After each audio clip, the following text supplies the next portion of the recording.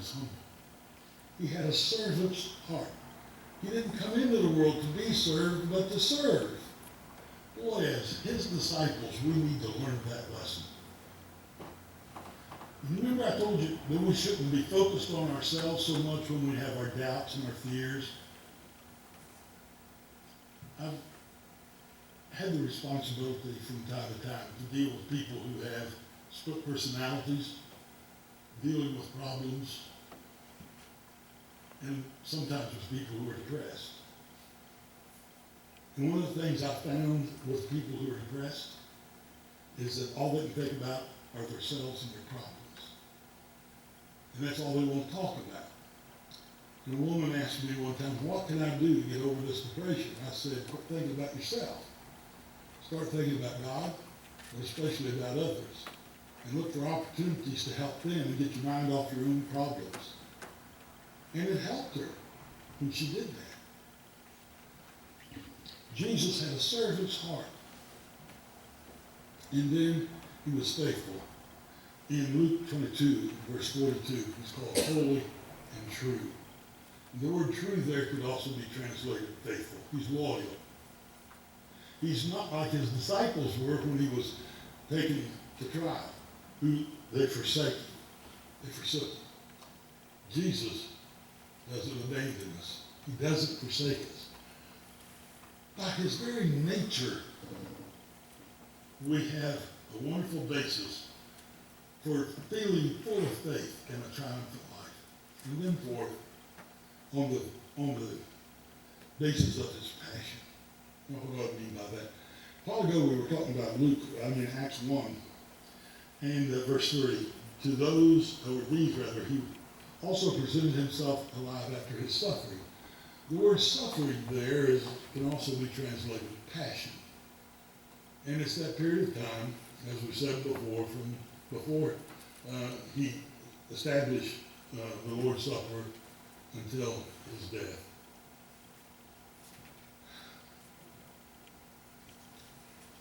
What did Jesus go through? Can you in your mind remember the things that happened? Remember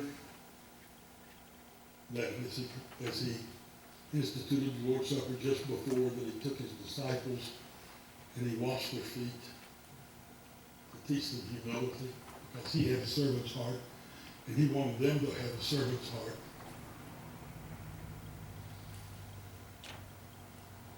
Do you remember that he was in the garden praying, and so intense was his mental suffering as he prayed that God would even think about removing the cup from him?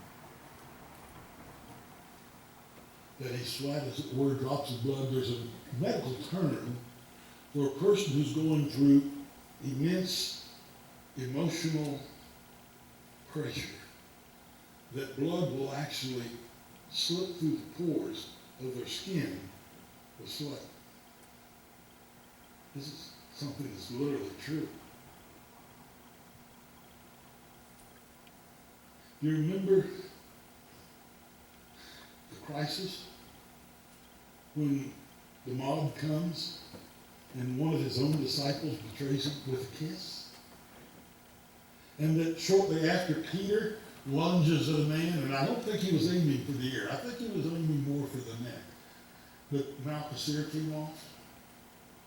Do you know what could have happened? I mean, they could have just wiped out his disciples. There are all kinds of things that could have happened at that moment. But Jesus controlled all that. You remember that they all forsook him as he was taken to trial? A mock trial, falsely accused. But as Isaiah says, as a lamb dumb before its shears, he didn't say a word. Or maybe being up all night, being tortured, tormented, and ridiculed by the soldiers, having that crown of thorns plunged deep in the skins of his head, of standing before political leaders who thought they were in control. And Jesus reminded, not unless you were given the power from above. He still knew who was in control in a time of crisis. Or having to carry his cross till he couldn't. Have you ever been so tired you couldn't get up? He's been losing blood. He hasn't slept all night. Someone else bears his cross, but then he's laid on that cross when they get up on the hill. And they nail his wrist. And by the way, the Bible says hand, but they put it here. And people say, well, why didn't it say wrist? There's no Greek word for wrist. The wrist was considered a part of the hand. Okay? So that explains that for us. But I can't imagine lying there and letting a person drive a nail through each of my wrists and then through my feet. Then being lifted and dropped, that pole dropping down into the ground and his flesh tearing. And then hanging there against a rough piece of lumber, and his back's been beaten and bleeding. You get to where you can't hold yourself up, and you slump, and then you can't breathe. And so you have to fight against that pain in your back and pull against those nails to get a gulp of air and then drop back down. And he did that for 6 hours. Until finally he couldn't.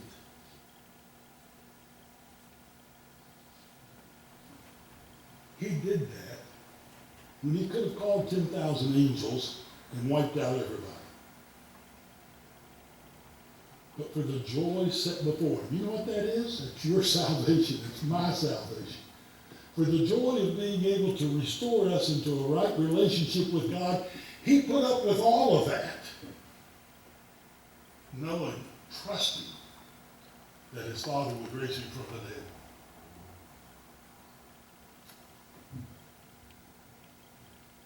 Knowing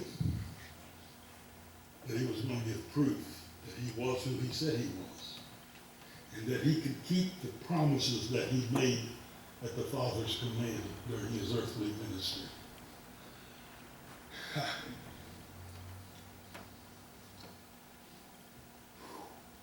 What about you? That sends chills all over me.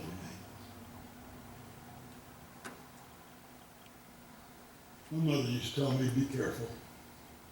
Now you're going to be on the road and there's drunks out, and mothers, we used to go like this. That's a sad song my mom recorded and I played it so I could hear it. Mothers do that. And I would just smile and say, Mom, I love you too much to hurt me. And she would say, get out of here.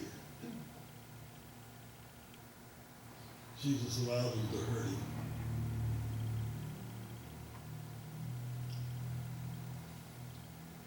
And then on the basis of his presence.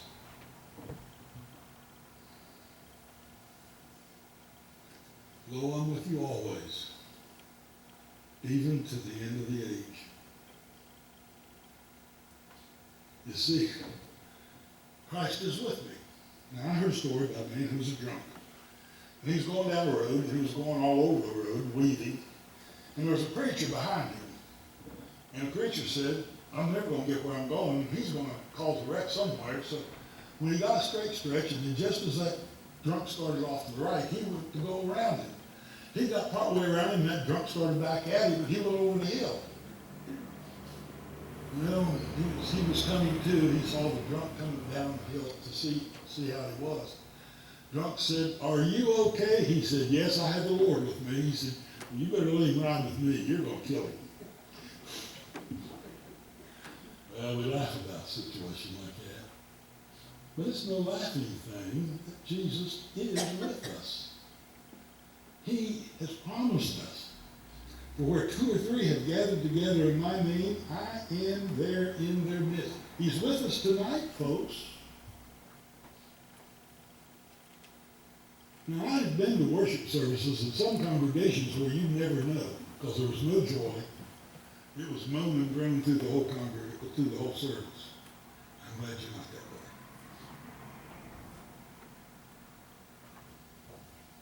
way. And he said to me, my grace is sufficient for you, for power is perfected in weakness. Most gladly, therefore, I will rather boast about my weakness, so that the power of Christ may dwell in me. That's Paul.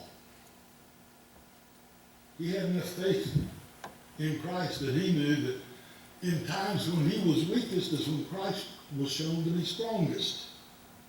So when we're tempted, when we're tried, when we have our doubts, when we're depressed, when we're discouraged, when we face fears, Christ is with us. That's a tremendous thing.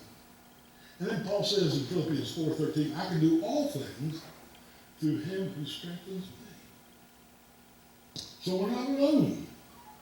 We have Christ with us. But this is the passage that I think caps it. For whoever is born of God overcomes the world, and this is the victory that has overcome the world, our faith. Just believe. Work on those proofs, those evidences that give us strength, that we have confidence in our trust in him. And all these other things we've talked about, we need to nurture those things so that we can have the kind of faith that we need, because it is faith that overcomes the world. And I think we're going to see when we close tonight, faith is a victory. I hope that when we leave here, we're aware of the power and the presence of Christ in our lives. And we're not just strong when we're together, we are strong when we are alone, because we're not alone. We have Christ with us. I think one of the most beautiful things that we have is baptism. It's something that's fleeting as far as in our Christian life, but it simulates the death and the burial and the resurrection of Jesus Christ. It simulates his suffering, but it also simulates the proof of the power of the resurrection that declares that he is the Son of God. And it declares to us that we are the children of God because we have gone through that same thing. Have you not been baptized into Christ? If you haven't, you need to be. You need to go through this beautiful rite if you have put your trust in Christ. If you have repented of your sins and are willing to confess to these wonderful people that Jesus is the Son of God.